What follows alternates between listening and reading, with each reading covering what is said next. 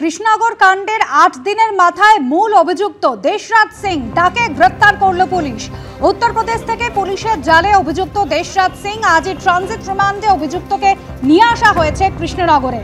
25শে August কৃষ্ণনগরে মানিকপাড়ায় বাড়িতে ঢুকে কলেজ ছাত্রীকে গুলি করে খুনের ঘটনা, সেই খুনের ঘটনায় এবার মূল অভিযুক্ত গ্রেফতার। আমাদের প্রতিনিধি পার্থপ্রতিম ঘোষ রয়েছেন আমাদের সঙ্গে। পার্থপ্রতিম, 25শে আগস্ট গুলি করে খুনের পর থেকেই পুলিশ তার খোঁজ পাচ্ছিল না, এবার উত্তরপ্রদেশ থেকে তার গ্রেফতার।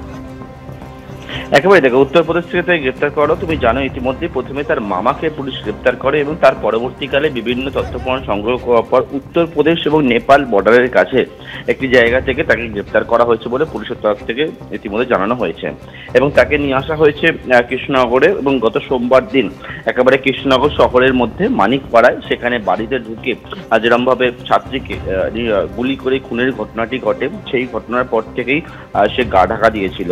একবার ভর দুপুরবেলায় ঘটনাটি ঘটে এবং তার পরবর্তীকালে তার খোঁজে বিভিন্ন জায়গায় তল্লাশি চালানো হয় এবং তাকে ইতিমধ্যে গ্রেপ্তার করা হয়েছে এবং করে নিয়ে আসা হয়েছে কৃষ্ণনগরে।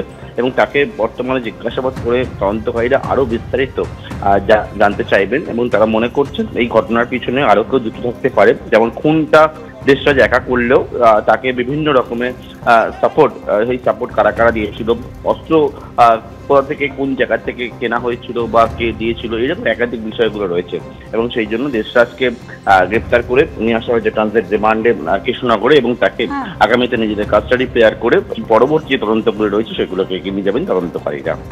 ধন্যবাদ পার্থপ্রতিম। 3 দিন হয়ে গেল রাকেশ সিং এর হদিশ কিন্তু পুলিশ এখনো পায়নি, যদিও তার ছেলে শিবম সিংকে কিন্তু ইতিমধ্যেই গ্রেফতার করেছে পুলিশ। পার্থপ্রতিম ঘোষ আমাদের প্রতিনিধি রয়েছেন আমাদের সঙ্গে। পার্থ, কি অভিযোগ শিবম সিং এর বিরুদ্ধে? দেখো, রাকেশ সিং এর যে গুন্ডামি যে বিষয়টা সামনে ছিল, অভিযোগটা সামনে আসে এবং একেবারে সেই ঘটনার পরিপ্রেক্ষিতে পুলিশ জানায় যে রাকেশ সিং এর বিরুদ্ধে এফআইআর হয়েছে, কিন্তু তার খোঁজ পুলিশ পাচ্ছে না। গতকালকে রাকেশ সিং তিনি তার গোটা বিষয়টা বিপিআরদের সামনে মুখোমুখি হয়ে গোটা বিষয়টি জানায় এবং তার পরবর্তীকালে পুলিশ কিন্তু জানাচ্ছে রাকেশের খোঁজে বিভিন্ন জায়গায় তারা তল্লাশি করলো, তাকে পাচ্ছে না।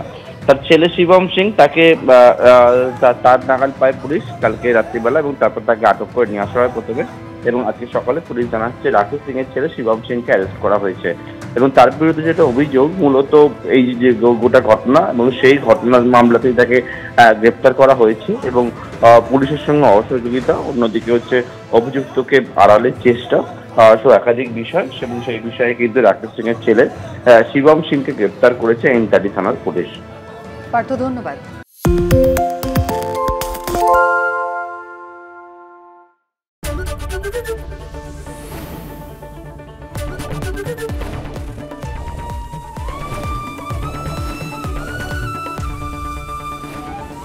এবিপি আনন্দ এগিয়ে থাকে, এগিয়ে রাখে।